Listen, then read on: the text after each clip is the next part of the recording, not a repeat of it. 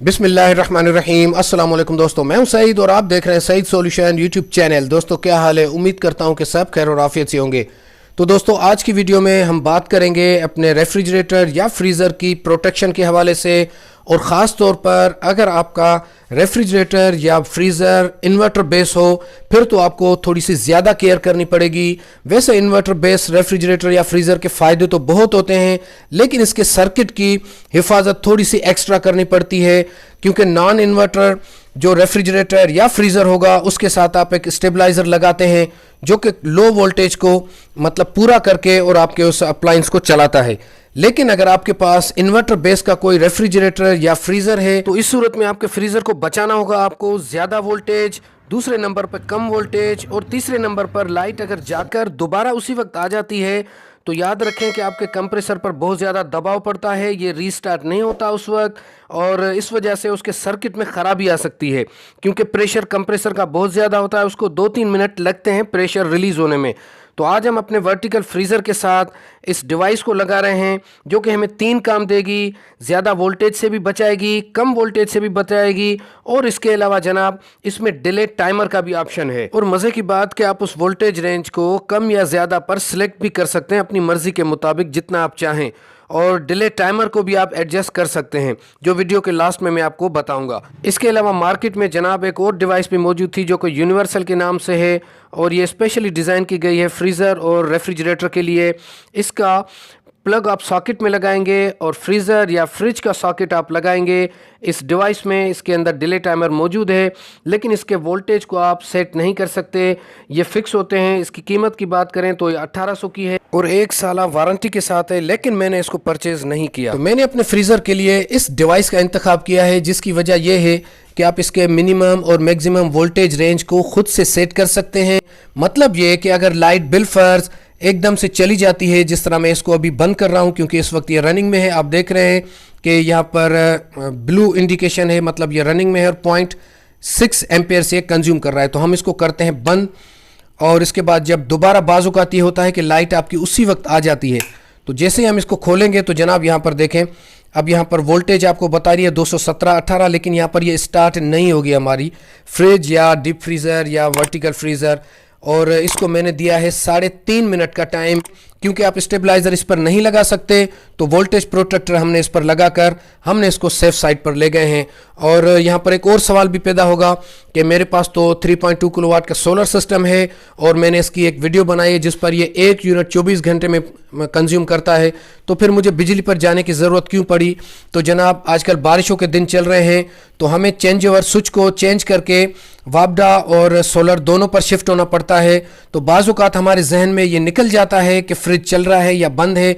तो अगर ये ऑन होता है और हमने जैसे ही इसको सपोज अपने उस चेंज ओवर को बंद किया, तो ये बंद होने के बाद दोबारा जब चलता है तो मैंने यहाँ पर नोट किया है कि इसका कंप्रेसर आवाज़ करने लगता है, स्टार्ट नहीं होता, ठीक है, जिससे इसको खतरा होता है कि इसके सर्किट या कंप्रेसर को नुकसान। और अगर इसकी वायरिंग की बात करें तो बिल्कुल सीधी वायरिंग है। टॉप से हम इसको न्यूट्रल और फेस देते हैं और बॉटम से वही न्यूट्रल फेस ले जाकर हम बोर्ड में लगाते हैं। लेकिन मैंने इसकी वायरिंग इस तरह की है कि मैंने इस बटन को ही, बोर्ड के बटन को ही इस्तेमाल करके और इस डिवाइस को कंट्रोल किया है। मतलब इस बटन को जब हम खोलेंगे तो डिवाइस भी हमारी ऑपरेट होगी और हमारा फ्रिज भी इसी एक बटन से चलेगा। अगर इस तरह मैं नहीं करता तो इसके लिए मुझे अलग से डिवाइस का बटन लगाना पड़ता। तो अब हम चलते हैं इसकी सेटिंग की तरफ, और सेटिंग के बाद अगर टाइम बचता है तो हम चलेंगे वायरिंग की तरफ। और अब थोड़ा सा सेटिंग के बारे में बात करते हैं दोस्तों। इसमें बेसिकली 6 सेटिंग्स हैं, और अगर बाकी मॉडल्स की बात करें तो उसमें एडवांस फंक्शन भी हैं, लेकिन उसके लिए आप यूट्यूब पर सर्च करेंगे तो आपको वीडियोस बहुत सारी मिल जाएंगी। तो इसमें जो 6 फंक्शन हैं, 6 सेटिंग्स हैं, उनके बारे में आपको बता देता हूं। तो सेटिंग में जाने के लिए हमें जनाब एम के बटन को एक दफ़ा प्रेस करना पड़ेगा, और यहाँ पे सबसे पहली सेटिंग है ओवर वोल्टेज। तो इसकी जो रेंज है जनाब हमने रखी वो रखी है 250 वोल्ट। मतलब 250 वोल्ट से जैसे ही ऊपर जाएगी रेंज तो ये सिस्टम बंद हो जाएगा, हमारा फ्रीज़र बंद हो जाएगा, ठीक है। और अगर रेंज की बात करें तो इसकी 230 वोल्ट से लेकर 300 वोल्ट तक इसकी रेंज है। इसको सेट करने के लिए अप एंड डाउन बटन को आप प्रेस करेंगे तो इसको आप एडजस्ट कर पाएंगे, जहाँ पर भी छोड़ेंगे वहाँ पर ये फिक्स हो जाएगा। आगे चलते हैं जनाब, अंडर वोल्टेज UV, ठीक है। ये हमने रखी है 180 वोल्ट, और अगर रेंज की बात करें तो 110 वोल्ट से लेकर 210 वोल्ट तक आप इसको सेट कर सकते हैं। इसी तरह से अप एंड डाउन एरो को इस्तेमाल करके आप इसको सेट कर पाएंगे। जहाँ पर भी सेट हो आप छोड़ दें। और आगे चलते हैं जनाब, ट्रिपिंग वोल्टेज टाइम। ठीक है, ये टी से ट्रिपिंग आता है और ये वी है। ठीक है जनाब, ट्रिपिंग वोल्टेज टाइम। अच्छा, यहाँ पर है 1 सेकेंड, लेकिन जो एडवांस फंक्शन की मैं बात कर रहा हूँ उसमें अगर इसको आप और भी पीछे लाएंगे तो यहाँ पर 1 सेकेंड्स के 10वें हिस्से तक भी वो जा सकता है। मतलब वो एडवांस फंक्शन है कि जैसे ही वोल्टेज कम होंगे तो 1 सेकेंड के 10वें हिस्से में वो ट्रिप करा देगा। इसको कम से कम 1 सेकेंड लगेगा ट्रिप कराने में, लेकिन वो जो एडवांस फंक्शन वाले प्रोटेक्टर की मैं बात कर रहा हूँ वो 1 सेकेंड के 10वें हिस्से में भी ट्रिपिंग करा देगा। तो इसको 500 सेकेंड तक आप दे सकते हैं, लेकिन यहाँ पर हम सिर्फ 1 सेकेंड देंगे कम से कम, ताकि अगर वोल्टेज कम या ज़्यादा होते तो जल्द से जल्द ये ट्रिप हो जाए, हमारा फ्रीज़र बंद हो जाए। ठीक है, आगे चलते हैं जनाब। और उसके बाद है जनाब ये करंट, ओवर करंट। अच्छा, ये आई का सिंबल है मतलब करंट का। तो ओवर करंट जो हमने रखा है 5 एम्पेयर सिलेक्ट किया है। वैसे इसकी रेंज है 1 एम्पेयर से लेकर 63 एम्पेयर तक। तो हमने रखा है कि 5 एम्पेयर से अगर ज़्यादा ये करंट लेने लगे तो सिस्टम बंद हो जाए। आगे चलते हैं जनाब, ये ट्रिपिंग टाइम और ये आई का सिंबल है मतलब करंट की ट्रिपिंग टाइम क्या होनी चाहिए, ये भी 1 सेकेंड है। और अगर एडवांस फंक्शन की बात करें तो उसमें भी ये तकरीबन 1 सेकेंड के 10वें हिस्से में ट्रिप करवा रहा था, लेकिन इसमें वो फंक्शन नहीं है, इसमें सिर्फ 1 सेकेंड का फंक्शन है। और अगर ज़्यादा फंक्शन की बात करें तो वो 30 सेकेंड तक है। तो हमने 1 सेकेंड इसको सिलेक्ट किया है। आगे चलते हैं जनाब, और ये है जनाब हमारा जो डिले टाइमर है उसको मैंने रखा है 210 सेकेंड मतलब 3.5 मिनट। तो जब भी मैं इसको बंद करके ऑन करूँगा तो ये हमारा फ्रीज़र उस वक्त तक नहीं चलेगा जब तक 3.5 मिनट पूरे नहीं हो जाते, या लाइट जाकर दोबारा जब आएगी तो ये 3.5 मिनट के बाद फ्रीज़र को ऑन करेगा। तब तक इसके कंप्रेसर का प्रेशर रिलीज़ हो चुका होगा। और यही इसकी 6 सेटिंग्स हैं। और अगर डिले टाइम की लिमिट की बात करें तो वो 8 मिनट 20 सेकेंड तक दे सकते हैं, जो कि मैंने 3.5 मिनट दी है। तो चलें जनाब, अब मैं जल्द से जल्द वीडियो को ख़त्म करने की कोशिश करता हूँ। अब यहाँ पर मेन चीज़ एक रह गई है कि मैं इसका डायग्राम आपको समझाऊँ।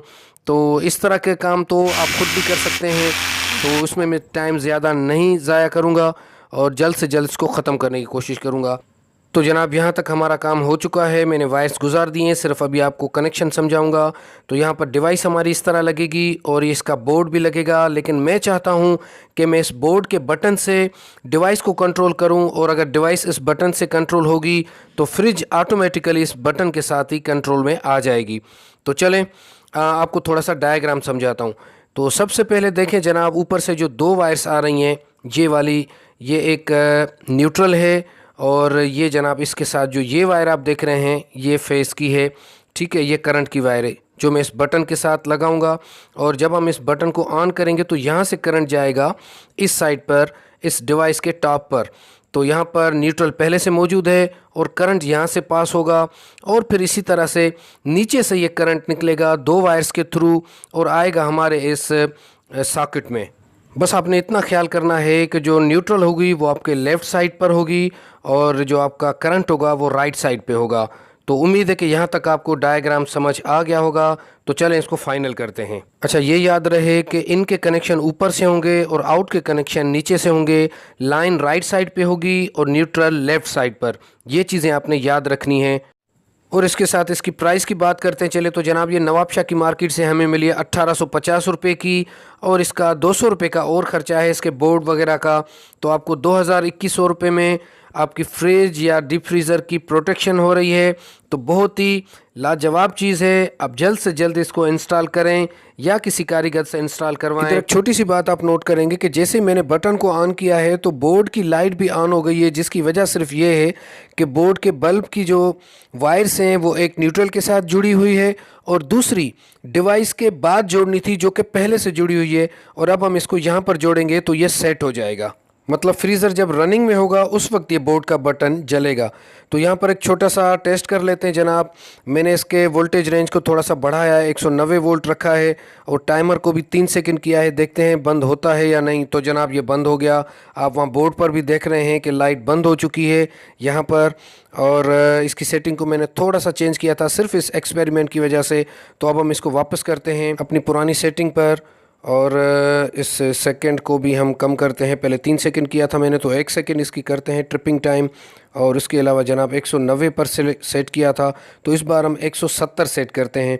तो जनाब मेरा आपको मशवरा है कि अगर आपके पास इन्वर्टर रेफ्रिजरेटर है तो आप इस डिवाइस को लाजमी लगाएं, 2000 रुपये को ना देखें और बेफिक्र हो जाएं।